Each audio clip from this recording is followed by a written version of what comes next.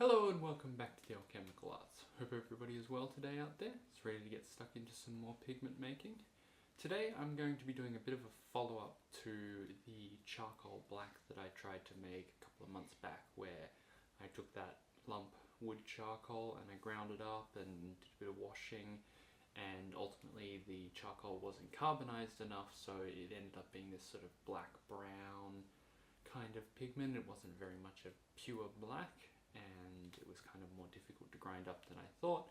Anyway, that wasn't the greatest pigment that I'd ever made, and it was mostly just grinding up some charcoal that I had to see what kind of black I could get out of it. Anyway, today we're going to do a bit of a follow-up with something that I've been playing around with a little bit recently, which is, this is a nice lump of coal here. So this coal was dug out of the ground by my brother in the eastern Victoria area here in Australia. And so it's just some sort of natural occurring coal. I believe the area where he found it does traditionally have coal mines and even a coal power plant. But I initially got it from him to do some blacksmithing work with, just to play around, but I ended up not using it for that, and I started grinding it up to see what kind of colour I could get from it. And I got a really nice black. So I've decided what we're going to do is we're going to go through and show the process of me grinding, washing, levigating, and preparing this to be a black pigment. So it should be really nice. We'll get the big mortar and pestle out, we'll give this a grind, and we'll see if we can get a better result than the charcoal. So let's use, rather than using burnt wood, let's use wood that's been compressed and sat in the ground for millions of years, I guess, or I believe it's millions of years to make coal. Anyway, this should be fun. Let's make some coal black. Let's get an initial look at this coal here. As you can see here, there's this very shiny black sort of striation here, and it's just this sort of chunk here of nice black material. There's some like dirt and stuff on there, but we're going to wash all of that out, so it's no big deal. So let's just start by doing a rough grind in the mortar and pestle, and then from there we're going to take it to the muller and the slab and do a finer grind, and then we're going to do some levigation, just like we would do an ochre. So yeah, let's get started. It should be pretty brittle, so I'm just going to gently rest this here and give it a bit of a tap to break it down.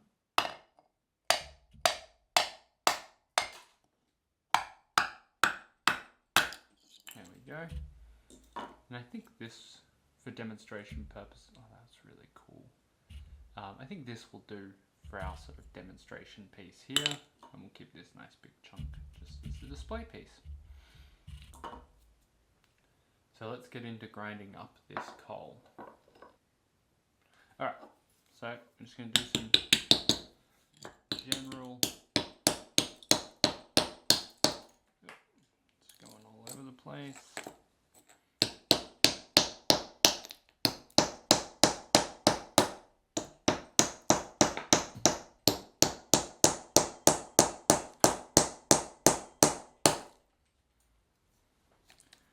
It's interesting, it's kind of hard to begin with, but then when you get it starting to break down, it gets quite brittle. Obviously little chunks of it want to go everywhere. It's fine.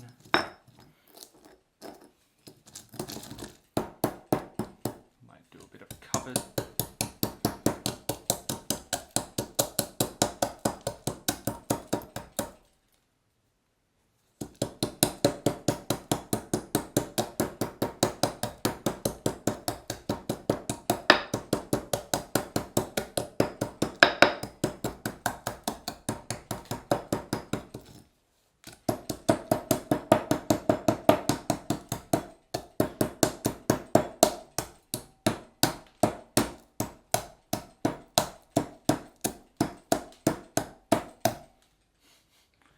Well, this is certainly going everywhere.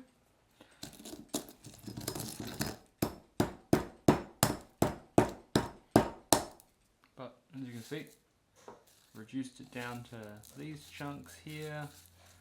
Just need to get a little bit finer before I can start to do some circular grinding motion. Just going to try and collect some of the stuff that seems to have gone everywhere.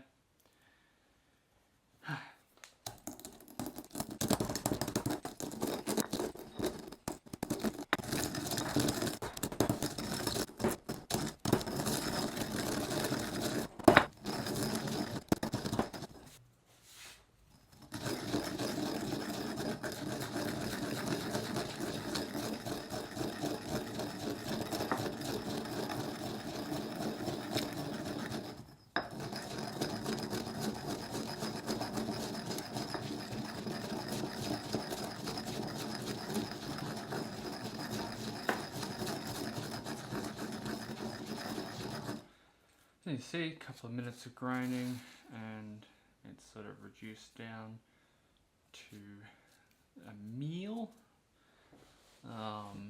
but definitely not fine enough to even take it to the slab yet, so let's keep going for a little bit longer.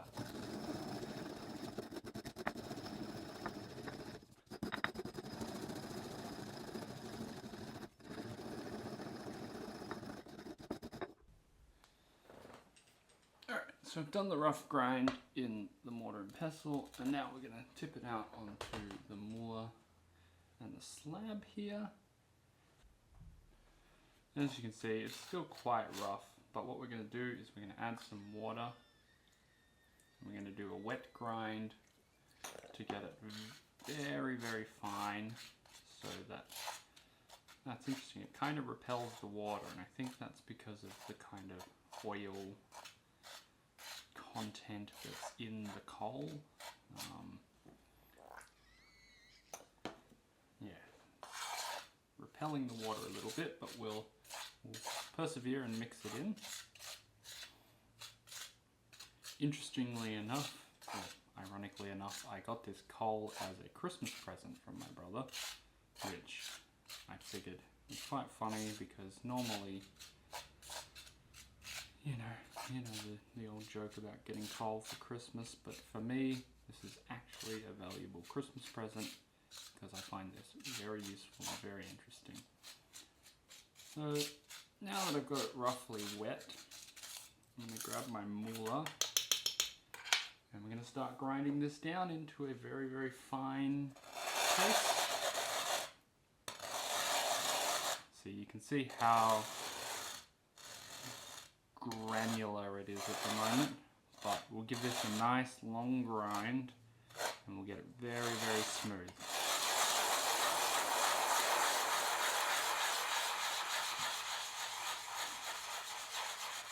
Because it's quite soft, you can see it does want to grind down into a smooth paste quite easily, particularly with the water. So this shouldn't be too hard, maybe about 15-20 minutes of grinding.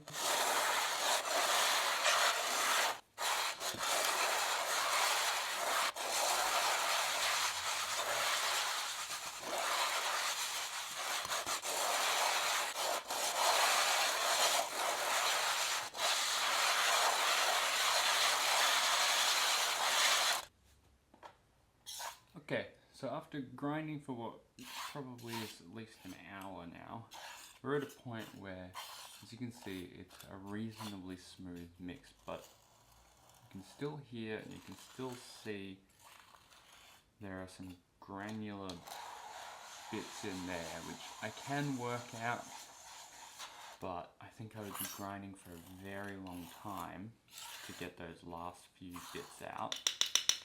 And so what we're going to do is we're going to do a levigation step instead here to remove some of the more coarse material, collect the vast majority of the fine material, and basically wash out any impurities. You can see here if I do a bit of a scrape back, you've got this sort of brown, I don't know if it's possible to see on the camera there, but this sort of brownish undertone to it, which, look, all in all, the warmth of this black is extremely nice, but we want to reduce some of that brownish and get a little bit more of a pure black. So I think the washing process is also going to help take some of that out and leave us with some more of just the pure carbon. So what I'm going to do is collect this together, and we're going to get some containers or some beakers going so that we can do some levigation steps to remove some of this coarse material from the pigment and hopefully end up with a really nice fine small particle size pigment and hopefully a little bit more black. So let's get this set up to do some levigation. So I transferred all of the ground up coal into this beaker here, and I've also got a beaker of very hot water here, and I'm just going to try and get this off the sides here a little bit, like so, and then basically we're just going to add some of our hot water into here until we get to about so.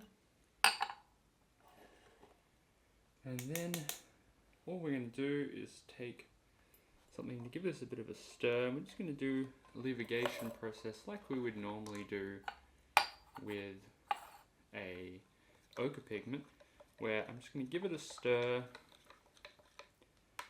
let it sit for about that long, just enough time for the heavier materials to settle to the bottom, and then I'm just going to pour off onto here. Wow, it's such a nice dark black liquid. Just as we get to the end, we're going to slow down our pouring. I'm going to leave behind some of the coarser material, which we should be able to see there. You can see some of the coarser material sitting on the side there. Again, we can probably just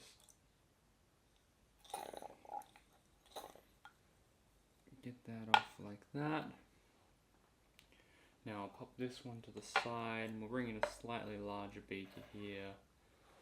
And this has had a fair bit of time to settle now while I've been talking. And we'll do another pour off like so.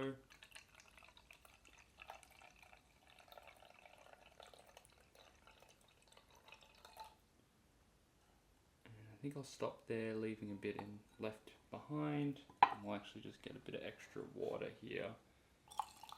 Now this is freshly boiled water, so this is going to help our particles settle out a bit quicker. So we'll give this another stir. Give this a few moments to settle out.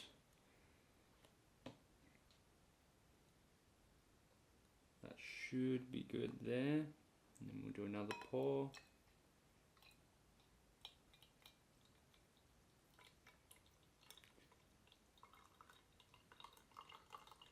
Again, making sure we slow down towards the end there.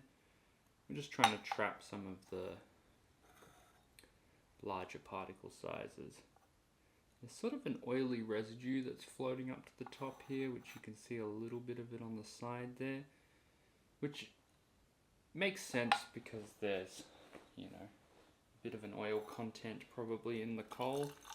So I'm just going to try and see if I can squeeze a little bit more out of these two here. So we'll just do a good swirl here, pour back into our original one completely, do a good swirl here,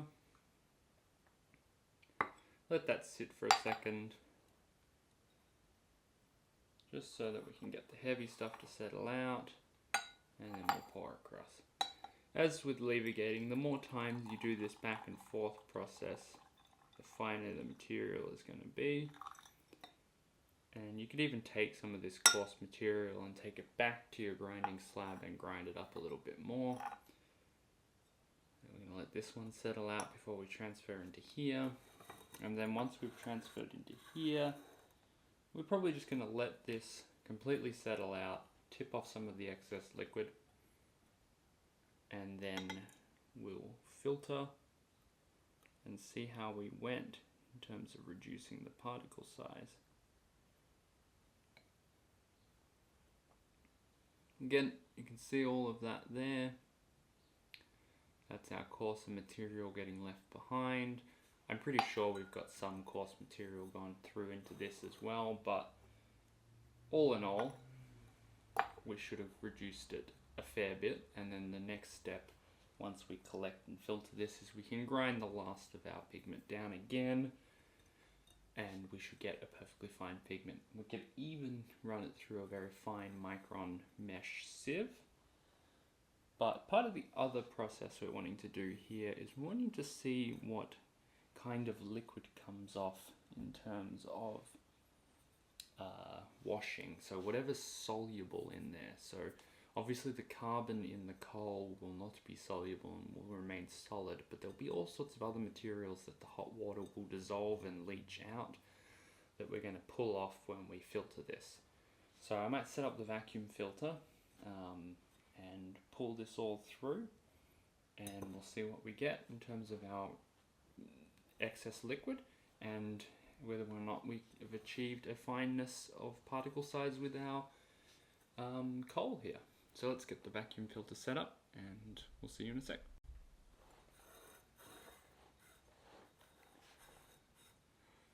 So this is the water that I pulled off after filtering, and surprisingly it's not too discolored. It's only slightly cloudy, maybe a slight kind of brownish tinge to it, but it's actually quite clear. I wasn't expecting it to be this clear, but that's just the way it turns out.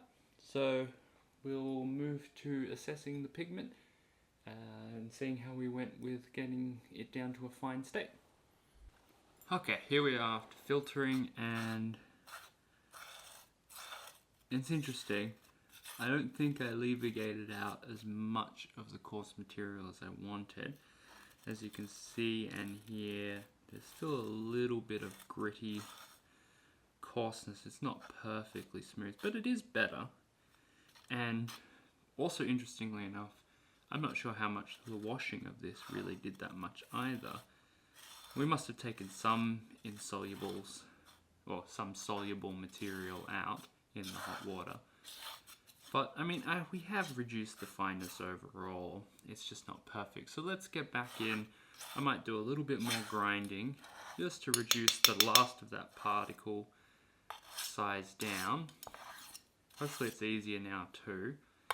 And then, you know, I reckon we're pretty close to getting a usable pigment. That's fine. I am very happy with the colour. It's interesting, if I scrape this back here, I reckon it's lost a tiny bit of the brownness. I reckon it's slightly flatter black, which is also what I'm after here. So I'm going to get back the mauler, I'm going to do a little bit more grinding. We'll see if we can really get this down to a super fine particle size. Ah yeah, there's definitely way less of a grinding sound when I do this now. So I reckon we're really close to getting a super smooth result.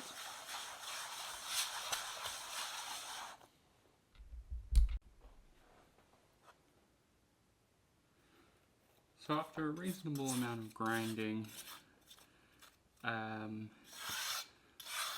it's gotten a bit smoother. Like, again, you can see as I scrape it out here, there's still little bits and pieces, and I think it's as good as we're going to get at the moment. I mean, it feels fairly smooth. The sound I'm getting as I scrape it isn't too strong, so I think it's a case of I'm kind of just wasting my time now, grinding, and like, yes, eventually it will get there, but I think it's good enough for use. As you can see, when we do get a little bit of a shiny surface, and that's always a good indication.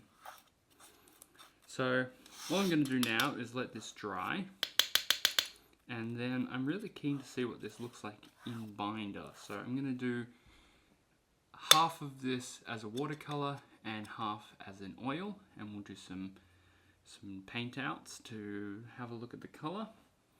But all in all, this has definitely worked out a lot better than the charcoal black that I made, and the coal is definitely stronger, darker, sort of deeper color.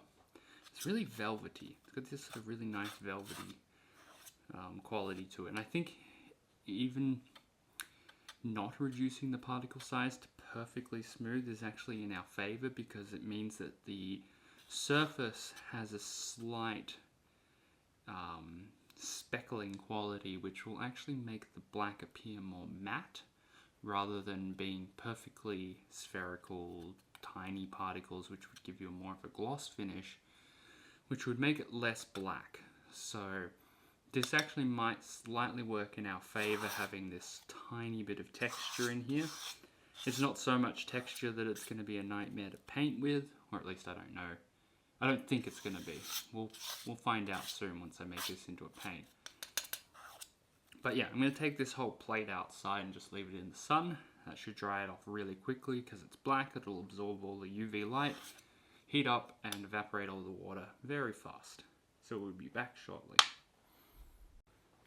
So here we are with the dry pigment, and I'm just going to carefully start to collect it up. As you can see, it does have a brown tinge to it. It is not perfectly black once it dries, but it is quite a nice colour. It's definitely more black overall than the charcoal was, but it's definitely still a very warm black, which is kind of desirable for what I like in a black. But if you want that perfectly black, cool colour, it's not quite the black for that. I reckon if I washed it in a solvent, you would probably dissolve even more impurities out from the coal. I'm not sure exactly what, some sort of petrochemical solvent would probably do the job. But I want to keep this clean. I don't want to have to use any solvents. But we have a very nice soft powder here now. And I reckon let's make this up as an oil paint, because I reckon it'll look really nice as an oil paint. We'll just do a small amount and see what it looks like. Kind of bored of watercolours at the moment. We'll make some up as a watercolour as well. But let's start with the oil and then go from there. But all in all, this is mostly our finished pigment. I'd want to, it's soft enough that I could just grind it up with my painting knife here, or if I really wanted to, I could bring my mauler back in and do some gentle dry grinding. Although dry grinding is never a great process because you put way too much fine dust particles into the air, but you can see there, it's pretty soft. Cool, so let's get some oil together and let's grind this up in some oil paint. Okay, we've got a small amount of the pigment here. We're going to make a little well in the center. We've got some cold pressed refined linseed oil here. If I can get the container open. We're going to add a very small amount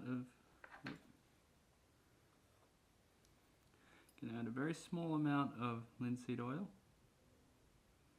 There we go. Again, I think we've talked about this before with oil paints. You really want to use the smallest amount of oil you can get away with. Oh wow, that already goes to a really nice black immediately. So let's get this into a thick paste before we get the mauler in. We may need a tiny bit more oil, but again, we want to avoid using too much oil. Yeah, let's go just a drop more.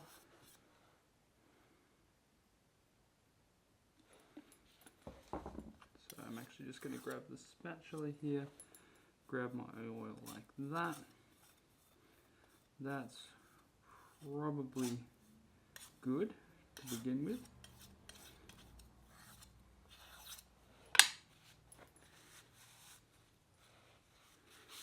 Let's get the mauler in and painfully mold this up.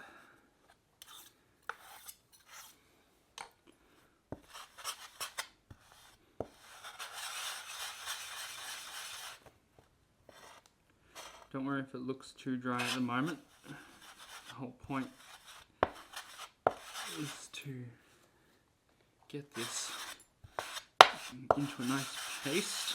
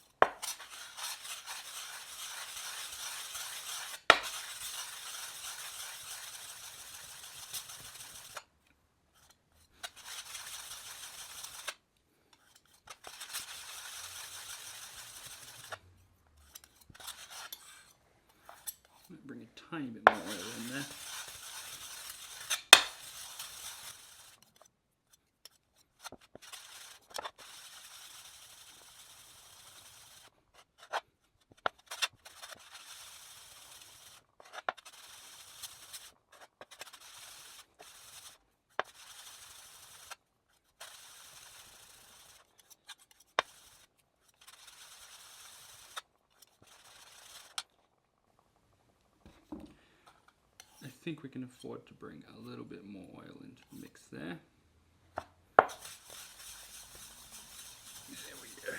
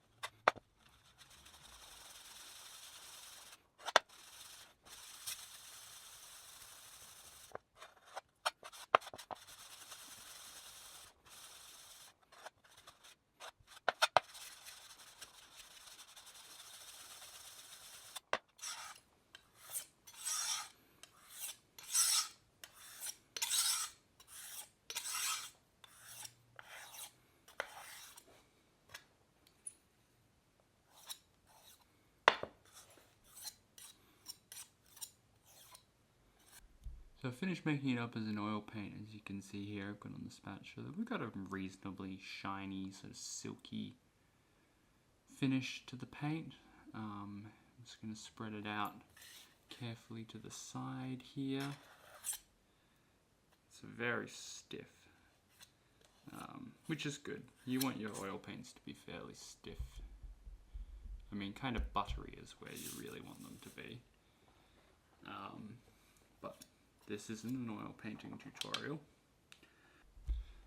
So I've got a little bit of titanium white off to the side here. We've got our coal black oil paint here, and I've just got a piece of old heavy duty watercolor paper here. And what I thought we would do first is do a little bit of a drawdown. So what I'm going to do is just get a little bit of the paint on here, and we're just going to pop this on here like so, and we're just going to draw it out. And as you can see, I'm going to try and scrape it back a bit. It's very black. It's a very, very solid black color. And I really like that. It's got a little bit of warmth to it, which, you know, again, may be slightly tricky to see on the camera, but there is this ever so slight brownish undertone that's warm in nature. So what I'm going to do here is let's grab a little bit of this titanium white and just start brushing it out on the paper. And we're just going to start to work them into each other here so we can see what the grayscale gradation is like.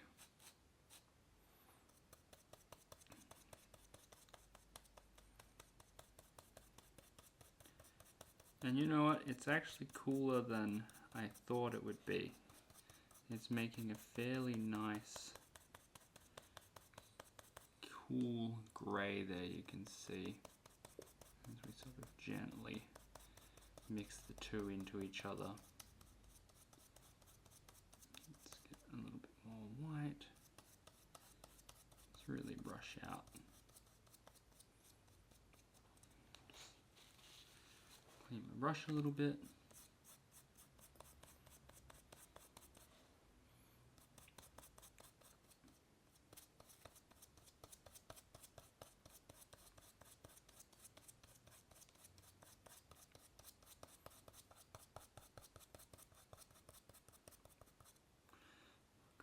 More white.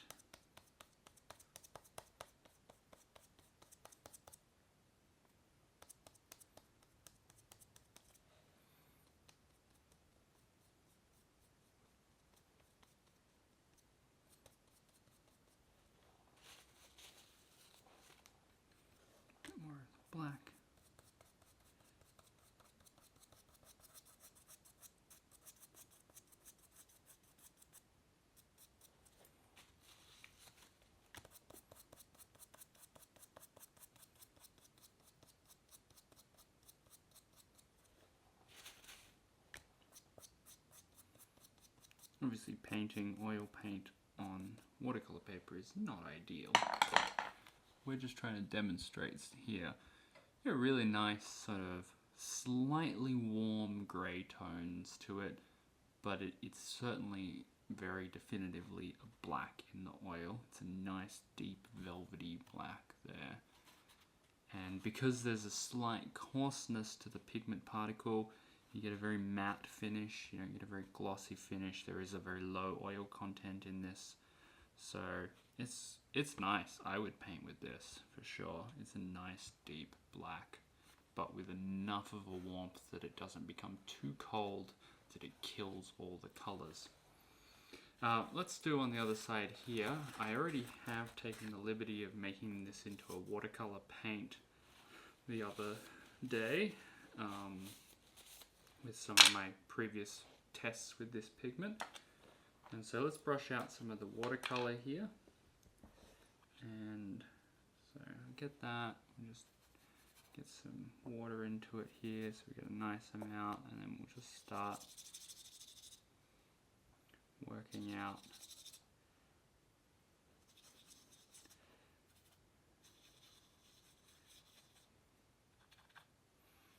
as you can see there, even as a watercolor, it is very black.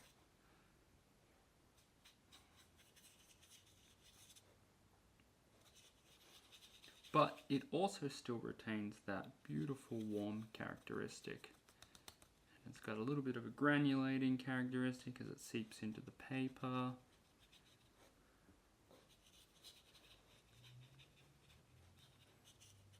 And just feather it out a little here. And there you go. That's what it looks like as a watercolor. So let's try and get that in there.